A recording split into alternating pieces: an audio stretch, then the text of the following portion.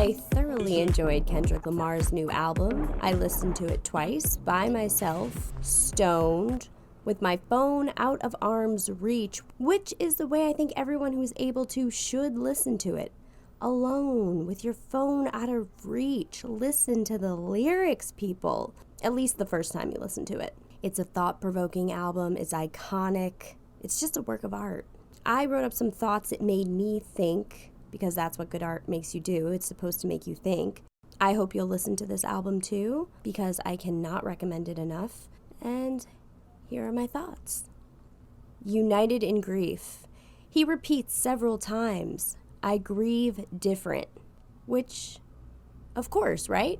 When people grieve, yes, there's stages, but there's no rule book on how to do it exactly right. There was a lot of mention of purchasing material things with implication that they were filling a void. But who's to say if all of us had oodles and caboodles of money, we wouldn't be buying a bunch of really expensive material things to fill our voids. Little do we realize that material things, well, they don't fill the void, and it doesn't work like that, honey. Pray none of my enemies hold me captive. Honestly, same, Kendrick. But my mind wandered a little, and I started thinking about, what if you get captured, and your captor doesn't realize that they're torturing you with things that you actually really love?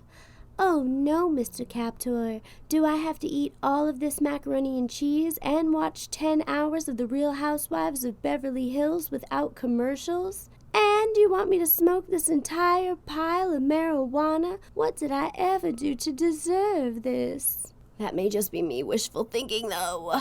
N95, fantastic name for a song in these times. This song sparked two things for me. One was, a couple years ago I went on a date, and because of where we were, we had to keep our masks on for the first half of the date, and his eyes were so kind and so handsome, and then I created this image of what I thought half his face looked like, and then when he took his mask off, I was wildly disappointed. Listen, this is not me criticizing his looks, okay? I am not the mayor of who's hot, who's not USA, you feel me? I'm talking about me and my vagine and what she likes, because I take orders from her, baby. She tells me what makes her want to open the drapes, what makes her want to keep the faucet on all night long. And she is the one that grabs the closest broom and bangs it on the ceiling to wake those ovaries up.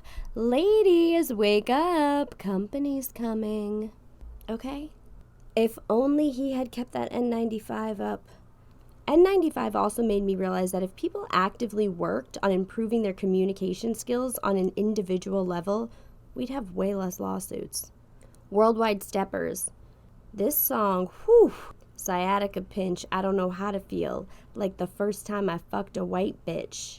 I related to this lyric, not so much about fucking the white bitch, per se, more so, I, too, am dealing with a bit of sciatica pain, and the way my sciatica complains to the left side of my leg day in and day out like an unsatisfied customer at a store, I feel like this bitch is fucking me. Kendrick also said hide your eyes, then pose for the pic. Die Hard. Here we have a perfectly timed vibe change. This is a song that you could play on repeat in your sleep, and not only would the beat drift you off, but a lot of the messages it has to deliver would seep into your subconscious. My favorite lyric, I hope I'm not too late to set my demons straight. I know I made you wait, but how much can you take? I hope you see the God in me. Listen to me. Don't wait for any of these motherfuckers. Don't wait for them to change. Don't wait for them to sell you false hope. Words when it comes to change, tired-ass emojis when it comes to change are irrelevant. Action is where the real change is, so don't fall for it. He also says, I still risk it all for a stranger, and he does. This album is going to heal a lot of people, and his vulnerability and rawness in 2022 is a goddamn risk. Next quote, we all got enough to lie about. And that can be true. So just try to tell the truth as gently and as often as you can. Amanda Reefer comes in on the track, and I was immediately transported to the Caribbean islands without a care in the world in my mind, which is interesting because Amanda Reefer is from Barbados, and I didn't know that until after I heard the song. Her energy was actually able to send me mentally to where she's from physically. That's a bad bitch. Father Time. In my heart, I think this was an attempt at the beginnings of an olive branch with Drake. In fact, I predict a Kendrick-Drake collab by December 2024. The rich interlude is beautiful, powerful. It's poetry. It takes you on an entire journey. He said the show got greater later, and believe that, if nothing else. There's a part where he speaks on learning from elders, but also elders learning from younger people. A lot of the time, older people don't want to learn or take constructive criticism from younger people because their egos are too fragile or they think they know better. When really, the younger person may be giving them a little slice of wisdom that'll only make their life more gentle and enhanced. And a lot of the time, younger people don't want to learn or take constructive criticism from older people because their egos are too fragile or they think they know better. When really, the older person may just be giving them a little slice of wisdom that'll make their life more gentle and enhanced. The more knowledge you have, the more power you have, because knowledge is power. Reading Rainbow. Rich Spirit is my favorite track on the whole album, hands down. Kendrick said, "You bitches ain't never been cool." And I have to agree. Thoughts and prayers, way better off timelines. What I say about words, it's action, baby. And if you don't like the song, then I can't relate, brother. We cry together. Yikes! He lays into us right up top. This is what the world sounds like. That was a real deal, Holyfield. Let's get ready to rumble! Fight. She said, go text that raggedy bitch. I felt like that sometimes. Go text that raggedy bitch. Let me tell you, it feels better not to feel like that. And then the ends made me horny. Purple Hearts, nice long intro, very old school. This song would have been called Purple Haze had the name not already been taken. I was in a trance the entire time. It reinforced patience regarding living my life. Him singing, "Shut the fuck up when you hear love talking." He's gotta be right? Listen to love, follow love, go where the love is. I think that's the message. Shut the fuck up. Love is holding the spirit stick right now, so love has the floor. It's hard though, right? Especially when you know how the end of love feels. Falling in love to me sounds like diving into a pool of sharks, but you're invisible, so the sharks can't see you. But you have no idea at what moment the invisibility is going to wear off, and the sharks are just going to tear you to shreds. Yeah, baby. Yeah, baby. Yeah, baby. Count me out. Many find their life in a phone. Excellent point, Kendrick. I've started to ask myself before I open Instagram, why? Why am I opening this? Sometimes if I can't answer that, I don't open it. Sometimes. He repeats, I love when you count me out. How many haters did he have to push past in life to know that he is going to win and then win? In turn, love being counted out. My guess, without going over, is a lot. I love the lyrics, some things I can't forget, because you can't. Crown is up next. This song reminded me of November rain in a good way. Love can change with the seasons. Because it can, guys. This life is your movie, but it's not a movie, unless we're all in our own Truman Show on another planet. Love just changes, for better or for worse. This is also track 11, so I've had quite a few puffs at this point, and I started to see this song as a music video in my head. Kendrick, a judge, holding court in an outdoor altar with all the people who may want something from him, screaming their needs at him while he just keeps getting physically bigger over them with his hands indicating they should settle down but never losing his cool. And the larger he grew, the more people appeared.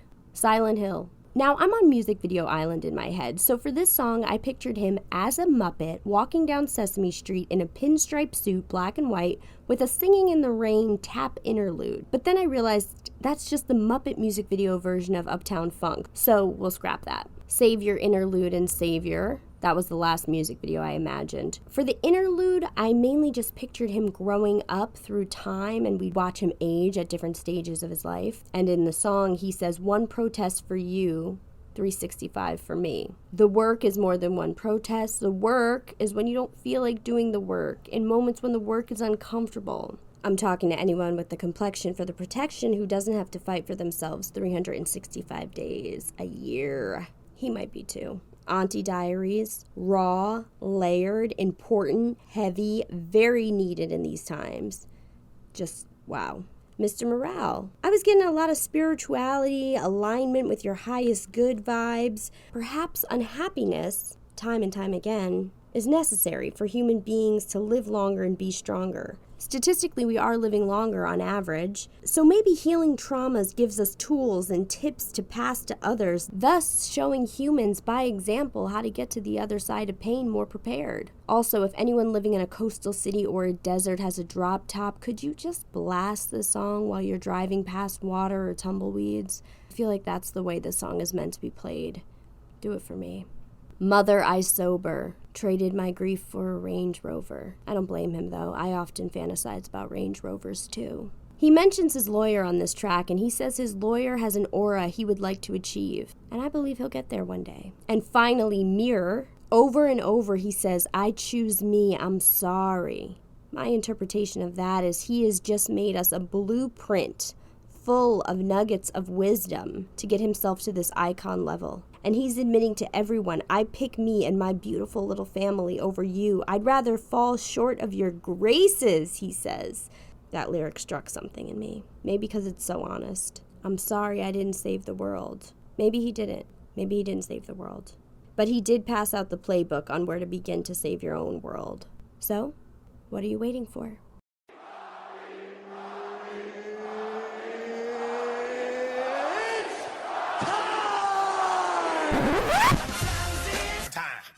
Duh.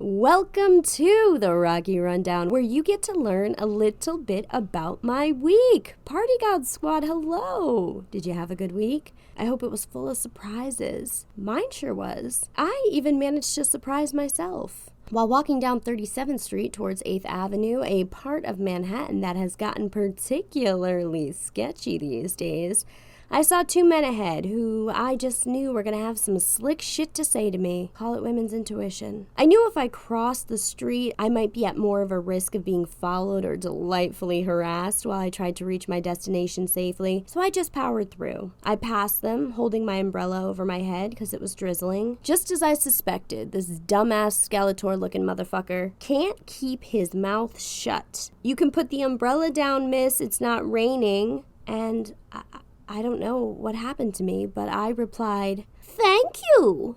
I tipped my umbrella like a top hat and said, "Thank you," like a cartoon grandmother. Bro, I couldn't control it. It fell out of my mouth. I've said some weird things when being catcalled in the past, but this was bonkers in terms of a response. "Thank you." He was wrong, too. It was, in fact, still raining. Honestly, I have so much trouble trying to remember how to spell the word umbrella. I never have any trouble trying to spell banana. Zero trouble trying to spell the word glamorous. And if I was in a spelling bee and you hit me with the word fergalicious, then I would definitely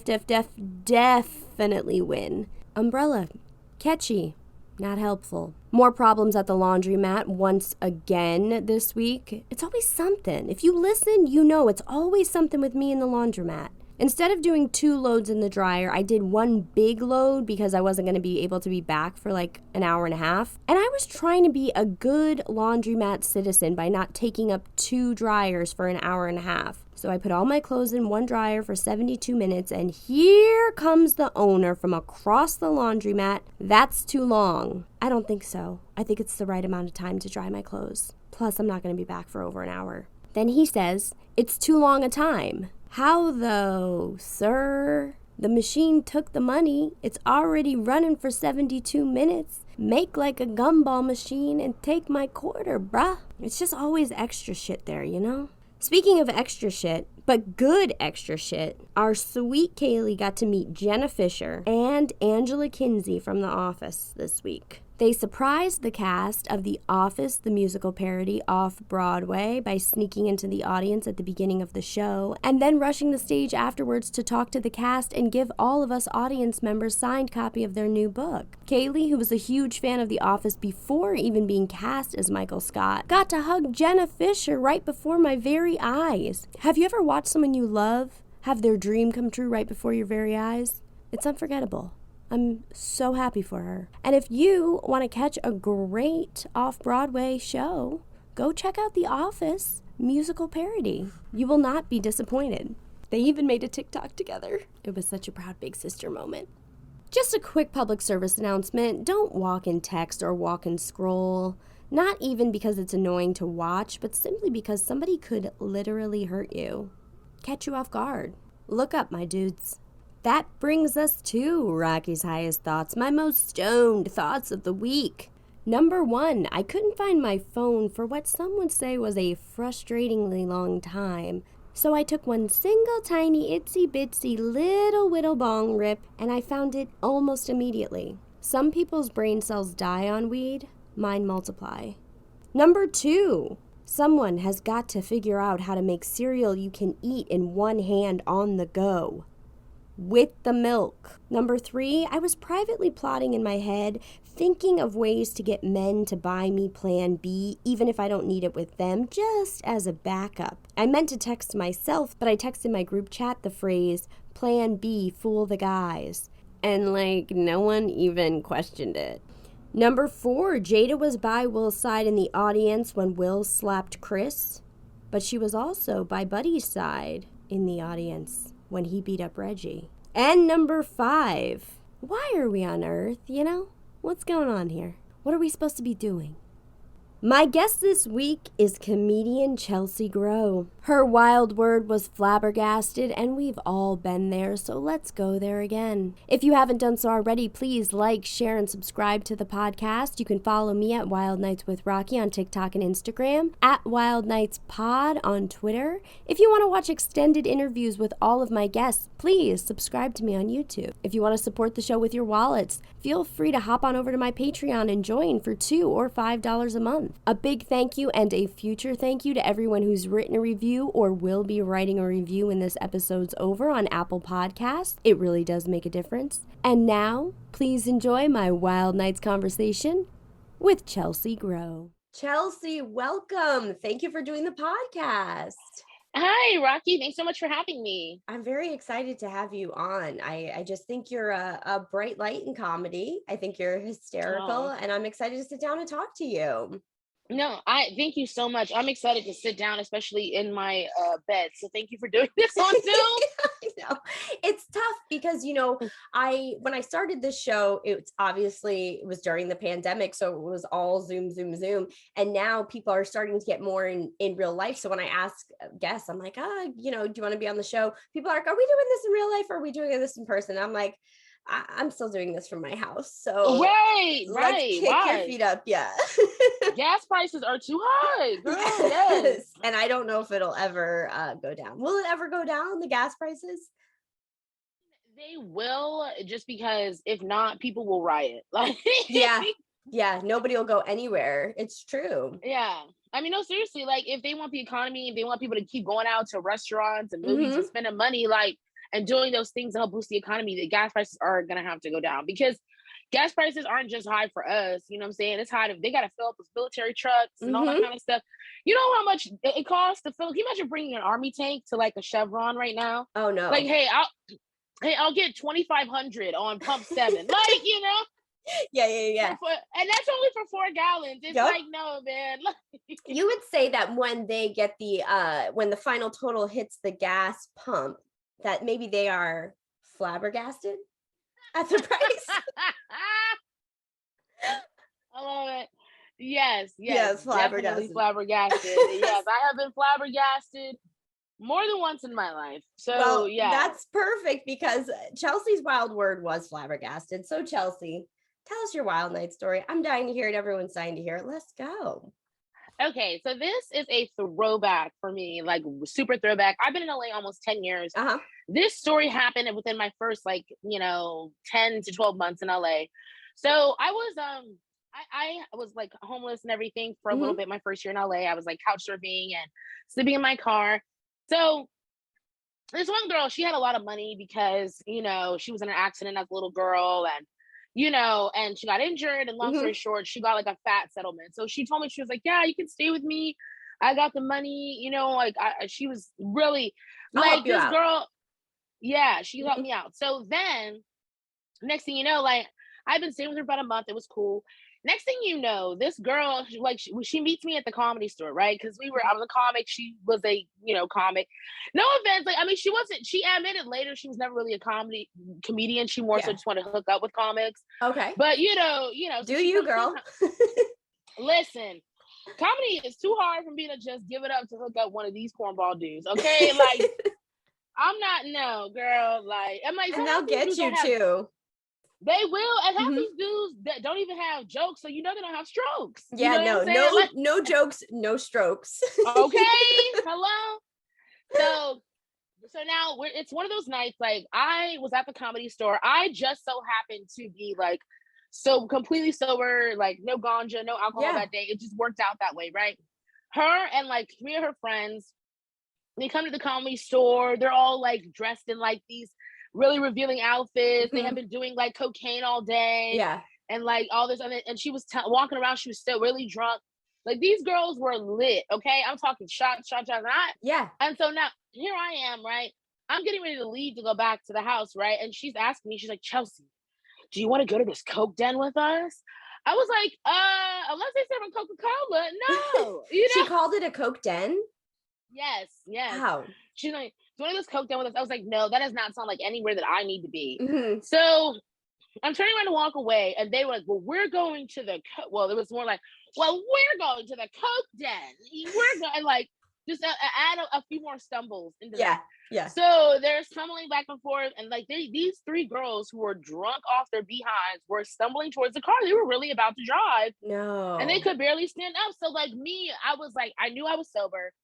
I could not sit there and watch them be that inebriated and drive. So I just went over, I grabbed the keys. I said, listen, guys, I'm just going to drive you guys. Yeah. I don't want to go, but I'm going to drive you guys because I'm not going to let you guys drive drunk. So we drive. Well, the Comedy Store is, it's like on La Cienega and Sunset. We drive all the way to an area of Sunset I didn't know existed. Okay. Like, I remember I'm still new to LA. I didn't know Sunset went that far. So we're like going into like the depths and the darknesses of Sunset. And let me ask you this. So this was, you said, about 10 years ago? Yeah, but like not, like it was like 2013. Yeah. 2013. Oh, so Google Maps, was that a thing then? I'm trying to remember. I mean, it kind of was, but I didn't have like my smartphone at the time. It was broken. So I was using my dad's flip phone. So they were giving me directions to this Coke den. Well, thank God they could at least get there. They're like, we might not know much and we might not be able to walk right now, but we know how to get to the Coke den. Right. They were like, just keep driving down Sunset until it gets scary. Okay. Yeah. So then we get to the Coke den. I, go in with them just to kind of like keep an eye on things. So I walk in, and of course there's like just white powder everywhere. And people kept coming up to me trying to offer me cocaine. And I was like, no, I don't do cocaine. Like, I was like so self-righteous. I was like, I don't do cocaine. Right. And then my friends, they grabbed me. They were like, Chelsea, this is a Coke den, okay? You don't have to scream you don't do cocaine. Just say I'm good. I was like, oh, okay. So then I was just like, I'm good. I was just like very like, vocal. So then, we're down there. This couple comes over to me. It's this one girl, and like she's like 22, like petite blonde, and her husband is like this older, like she said he was Pakistani, right? Okay.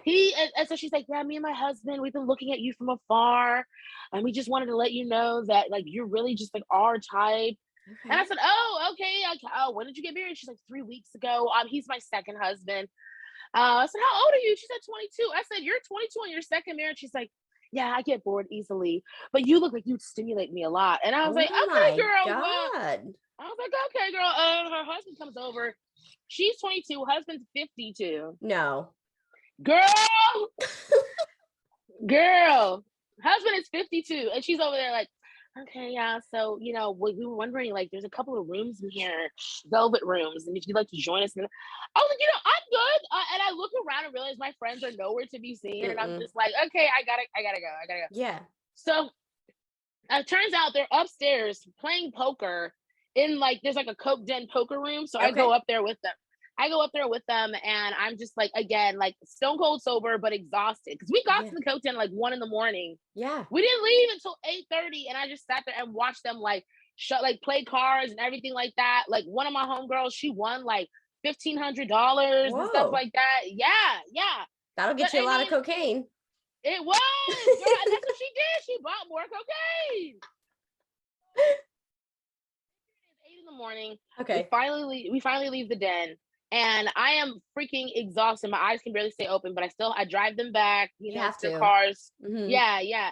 Next thing you know, we're back at the house with the girl I'm hanging out with or staying with. And she just we fall asleep at like 8:30 in the morning. At like 11 a.m., she's just shaking me, waking me up. She's like, Chelsea, you gotta get up. Chelsea, you gotta get up. And I was like, what's going on? She's like, I need to go to the hospital. I need to go to the hospital. She was like, Chelsea, I'm not gonna make it. Like my heart is like exploding out my chest. I was like, and I'm so tired. I was like, I think maybe you just did a lot of lines last night, and I think that you need to just like take a rest and breathe. She was like, no, I gotta go. And then she was like, you know what? Instead of going there, I think I'm just gonna go to Fat Burger. And I was like, okay, that's a transition. Yeah, so then big she difference. goes to hospital Fat Burger, right? So she goes to Fat Burger, she eats, and she's like, oh my gosh, okay, I think that red meat calmed my heart down. I was like, I don't think that's what red meat does, but whatever you gotta tell yourself. Formulas. Oh my gosh. And that was it. That was it pretty much. I mean, that was my first, only, and last time ever going to a cook den. I had so many people that were just trying to put their hands on me. It was very eyes wide shut, the den, And I had a good time a little bit because it was just people watching, it was entertaining. But yeah, that was one of those nights from like 1 to like almost 9 in the morning. And I just didn't do any cocaine. And then I was out of weed. So I just had to sit there sober and make sure these girls didn't like do too much. And so it was a crazy night. Yeah, I was definitely flabbergasted by that night. Just the fact that like I somehow turned into this designated driver, seductress, like back off kind of thing. Guardian angel even too. Well, I was going to say, first of all, yeah, that is a turn of a night when you think you're just going to be at the Comedy Store and then you're ending up in a coke den. But there's a lot I want to commend. There's a lot I want to commend you on because first of all, maybe people listening haven't, or maybe people listening have. If you're not doing cocaine and everyone around you is doing cocaine, you're kind of like, usually you can be like, if you're sipping on something or if you're smoking a little, you can be cool and it's all Gucci. But if you're not, if you're really kind of babysitting, that shit's not fun. It's not fun. And it's like, and that's the thing is like, it was really dark and the lights. And then I was going to get a drink, but then the drinks were $18. And I was like, $18. I was like, I can barely see in here. And then I saw what they were pouring and it was like plastic bottle alcohol. I'm like, I'm not paying you guys $18 for Popov. Like, please. Yeah, no. This is not a Georgie night. This is not.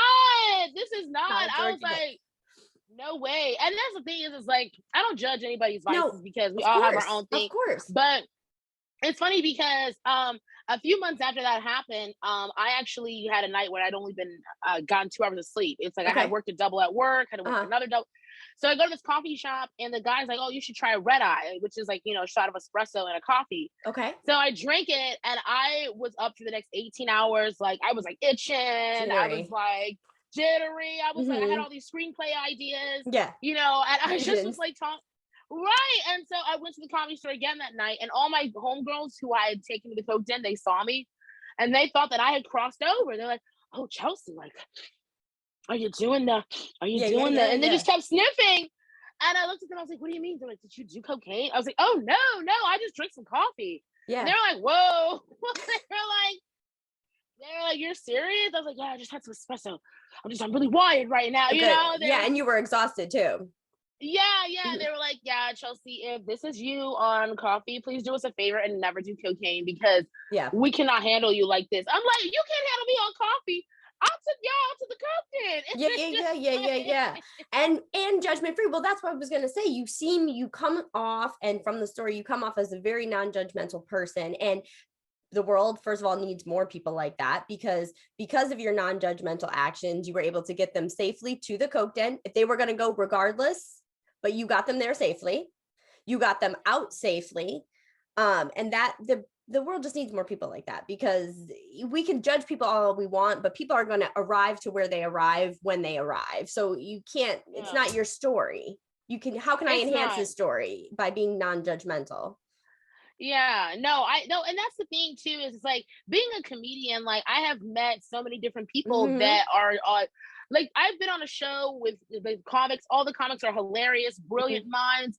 Some of them are stone cold sober. They've never had a sip of alcohol in their life. And some of them have done every drug under the sun, from ayahuasca to whatever. And it doesn't make one more funny or more talented or more or less hardworking than the other. It's just like everybody has different traumas. Everybody has different things they go through. And people turn to different things, you know, and the reason I don't judge is I don't want nobody judging me. You know what I'm saying? Like, that's why I just try to like let people do what they think. Because my whole thing with vices is, as long as your vices don't make you put your hands on me in an inappropriate way, do you? Okay? Because I don't met some people that have a little too much vodka and they get a little handsy. And I'm like, whoa, you need to drink water. Okay? Yeah, exactly. And also because I feel like one of the roots, I've been thinking about this a lot lately, one of the roots I think of judgment that it comes from is I'm judging you because you're not doing it the way I should think you should be doing it. Yeah. No, like the people that I know that are sober, like I feel like for the most part, comics that are sober are not really judgmental. Right. You know what I'm saying? Like that I've met. Now I've met some sober people who aren't comics that are hella judgmental. They're like, oh, how can you put that in your body and whatever? I'm like, listen, just because you're vegan doesn't mean you're a good person. Okay. Like some people think just because I'm sober and I'm vegan and I only drink spring water from the Alps and the mountains, and it's like, girl, get over yourself. Like, you're still rude. You're so rude and nasty, and like, you need to go to therapy to deal with your issues. Like, just because you're sober doesn't mean you're better than somebody who has a cocktail or just smokes weed or whatever. You know, holier than thou. Yeah. It's wild. Now, did you end up keeping in contact with this person? You know, I stayed in contact with her for a few years. Actually, a few years after that, she ended up getting pregnant and moving back to her home state. And she has like a beautiful baby now. And I'm really happy for her. Good. The other two girls, one of them, she left LA maybe 2-3 years after that. The other girl, she's still in LA, but she doesn't, I don't know. I don't see her. Not in the entertainment. So kind of, I just, you know, so they all kind of like dissipated and everything. And they were like one of those like situational kind of things where I was around them and I had a good time with them. They were like fun to hang out with, but you know how life goes. Life just takes people on their paths. Yeah. Absolutely. But you were able to find your footing staying with her. So that's kind of part of your LA journey. Yeah. I stayed with her for a couple more months after that. And then eventually I was able to like get into a place with roommates and stuff like that. And that's been a journey. Now I live alone. I've been living alone by myself for like almost 2 years, which I'm so grateful for. Yeah. But yeah. That's amazing. Yeah. Now, living alone, pursuing comedy, you've got 2 specials. That you've put out, hysterical. One of which, thank you. One of which you were using a cane for because you got into an accident. Yes. I that my accident actually inspired that special. You know, so I was in the brakes fell on a scooter that I was riding. It was my first and last time riding a scooter. The brakes just cut out and it threw me off. And again, another situation. Sorry, like I have a little visitor. Oh, I know. Anyway, I get them too. I'm like, what are you doing? Wait, I'm like, you don't pay rent. Get out of here. Oh my gosh. Okay, so but in regards to that, it was one of those nights again. I was completely sober. But it was late and I didn't want to walk to 7-Eleven to get some water. So I was like, okay, let me just take a little scooter. And I literally just was coming back and the brakes just didn't happen. And so by the time the brakes kicked in, I just fell down, ruptured my patellar tendon. Oh my God. It's like your knees wig cap. So, you know, when you seen a drag queen, when their wig cap flies off, it's over. Okay? It's over. So that's what happened with my knee. And then I remember just being in the worst pain of my life. It was just insane. And it was like 2 a.m. But thankfully, by the grace of God, like 2 strangers, like they came, got me, made sure I got to the hospital. And I mean, I pretty much had to have surgery. And I remember it was such a shock, right? Not just physically, but also emotionally, because at the time I was hiking, I was doing hot yoga a lot, I was working, I was very active. And I remember I was just starting to like get to like a weight that I felt like comfortable again, because my weight's fluctuated over the years with like the stress of life and everything. Womanhood in general, you know, and I was like really excited because I was like really within my goal. That was the closest I had been to my goal in a long time. And then this accident happened. And I could not exercise at all. I had to just focus on healing. And I was sitting in my house a lot. I was watching all these shows from Game of Thrones to Scrubs, like watching these whole series because I had the time. And I remember one day I was like going to the grocery store, and the grocery store for me used to be like a 10, 12-minute walk, right? But with my, walker and my cane that I had to use, it took me like 45, like an hour and a half. No, it took me 45 minutes to get there. And then I had to buy the groceries and 45 minutes to walk back because I was in so much pain. I had to keep, pushing and taking breaks. And I remember one time I just dropped my groceries and I broke down crying in the middle of the street. I was just like, could not believe this was my life, And I remember I looked up and I said, God, I don't know what you want from me, but I can't do this. I can't do this. I thought about all the stuff I'd already gone through and the fact that I had to go through this. And I remember literally, like, I believe it was like God's voice or spirit talking to me saying like, Chelse, yes, you can. Matter of fact, yes, you can. And I just remember busting out laughing because that thought came up in my head, and I busted out laughing. And then it told me like, this is what my next special has to be. This is what my special has to be. So this happened in November, and I take my special the following February with the cane and all. And and the funny thing is I was so broke because I wasn't working, and disability is a joke. I mean, like and so I didn't know how I was going to have the money to produce it. When I tell you, I just started it, and all the resources and all the support, the venue, everything just came to me. And and it was just such a beautiful experience. And I'm so glad I did that, because I've had so many people come to me and tell me that they've watched my special when they were going through something, whether it was losing a job, losing a family member, going through something traumatic, or trying to recover. And a lot of them said it was kind of calming, because like here I was in the special, walking with a cane, doing comedy, being myself, and putting that out there and sharing my story. And I'm so grateful that, I did that, because I could have let my injury like defeat me, and I could have let it keep me in this depressed space. But having that as a goal to work on when I was healing really made it, excuse me, bless you, really made a difference. Yeah. Well, what I liked, and all of that read through watching, because I did it on YouTube. I watched it on YouTube, so I got to see you on it.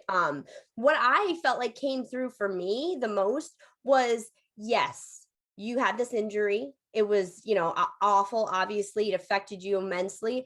But the special, even though the center of it was the cane, it wasn't about that. Like, you had so many other jokes about it, and then you would weave one in, like the Thurgood's one, you would weave one in, and then you're like, oh my goodness, yes, that's right, she is using a cane because she had an injury, and I forgot about that, because you take the listener on the ride. And so I thought that was extremely well done, and I hadn't seen anything like that.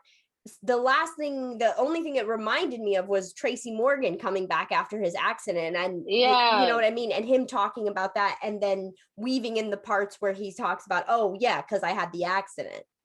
That's what it reminded me of. Right. Yeah, and that's the thing. The beautiful thing about comedy that I love is that, yes, a lot of it is born from trauma, but like when you take the traumas and you put comedy to them, it's almost like you're fighting back. Like, I mean, comedy really is like a street fight in a way, in so many ways, not just on stage. It's a street fight just trying to do comedy, like, and to grind at it, because so much comes at you. And I think that comedians, like, I'm not saying other artists or people in general don't go through things, but sometimes I feel like I hear the stories of things that comics have to go through, and comics have to go through some jacked up stuff. But I think it's because we have the gift to turn it into humor. Creativity. It's almost like it's pushing us, sometimes you go through things like it's pushing you to find the funny, and some stuff doesn't have to like end up in a special. Sometimes I'll write jokes that are just for me, but then I laugh at it, and then it heals me. And when I share that with people on stage, you never know what somebody's going through. Never. And sometimes you just like, I've done shows where I've performed and I've had a horrible day, and somebody will come up to me afterwards and say, oh my gosh, like my mother, I just found out my mother has cancer, or I just found out that I'm losing my house, or my kids and I are fighting, or whatever. And they'll be like, but you really made me laugh, and you really made me feel like better, like tonight, and thank you for that. And it's like, whoa, like it's humbling. It's humbling, because I don't walk around with this whole like grandiose idea, like I'm like, oh, I'm but I'm grateful that I have this gift that I can use it in that way, and that it can touch people and make people feel better, because comedy healed me growing up as a child from divorced parents. I mean, my sister and I used to sneak and watch Comic View and Def Comedy Jam, and watch these like Chappelle specials and Chris Rock specials. We would always, Martin Lawrence, and we always just were sneaking to watch specials and watch comedy. And it really helped. My sister and I, like, when we'd want to cry, like, we would just watch comedy, because we were like, no, we got to either laugh or we're going to cry. And I'm tired of crying. So, and you can cry laughing. I do it all the time. Yes, I love a cry laugh. I love a cry laugh. That's me. I cry laughing. What would you say to somebody, because you did go through this thing, and luckily enough, you were able to hear, like you said, the voice of God or the voice of spirit that spoke to you to give you the name of your special and to pursue it. What would you say to somebody who, maybe it's not a physical injury, but it could be a physical injury or mental struggles, whatever, internal battles? What would you say to someone who's dealing with that, but also trying to pursue entertainment? I say use it, like use it. From a writer actor perspective, like, I don't know if you know Michaela Cole, she has that show, I May Destroy You, that was on HBO. Okay. It was but basically she had a show called Chewing Gum that was on Netflix. Oh, and she's I've heard of that. She's like a Black British actress. And I actually read about, after she released I May Destroy You, I kind of read some interviews that she had done. And so she did 2 seasons of Chewing Gum. The first season was a huge success.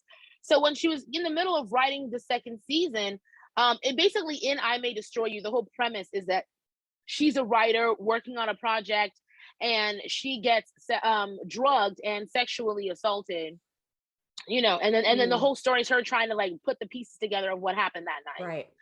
And so, and it's very well done, very, like, well written. It's very a beautiful show. And I think she won a Golden Globe for it as well.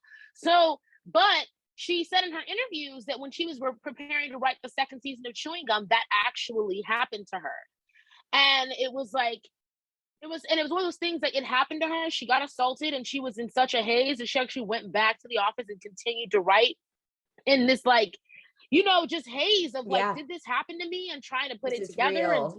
And she was in a shock, and then she had to take some time off. And then at first the writers weren't happy, and she didn't tell them that she was assaulted at first. And though by the time she told them, they offered her resources for therapy and things like that. And a lot of that stuff is highlighted in the show, but it's so beautifully done that not that you forget that that's happening. It's just, there's so many other elements. Like, she really built a whole show around this traumatic experience that she went through, and went from being on Netflix and now her show's on HBO, and it's a phenomenally, like, a critically acclaimed thing, and I enjoyed it very much. I can't wait to watch.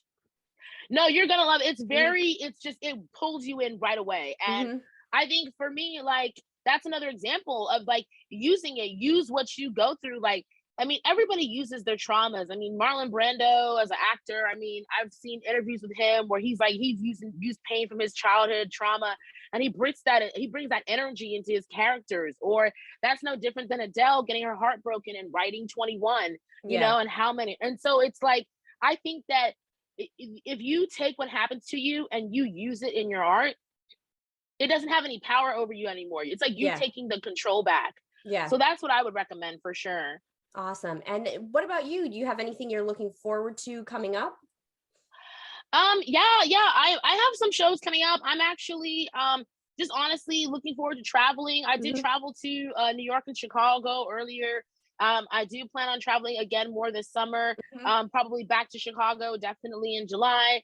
I am going to be going to Puerto Rico at the end of the year. Yeah, my dad is from Puerto Rico. He's having his 60th birthday, so we're going to go down there, and I'm definitely looking forward to doing some comedy down there. And I'm just, so just stay tuned for me. It's just a lot of traveling. I have some things in the works. Can't really talk too much about it, but stay tuned.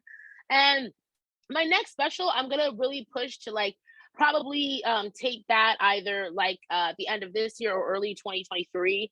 So this year's a lot of preparation and growing from that. And I'm always trying to grow in my specials and grow in my content and all of that. So I'm still putting out social media content, videos, things like that. So yeah. Your social media is so funny. I feel like your observational humor and just the things you have to say is so funny. So everyone should follow Chelse let everybody know where they can follow you. Yes. Follow me on Instagram at Chelse G Comedy. That's at CHELSEG Comedy.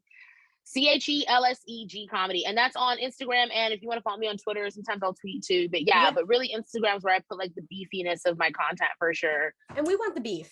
Let's be real. We want the beef. We want the beef, baby.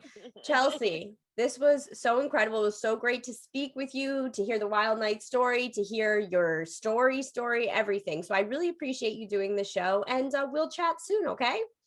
We will. All right. Thanks so much, Rocky. Bye. Of course. Bye.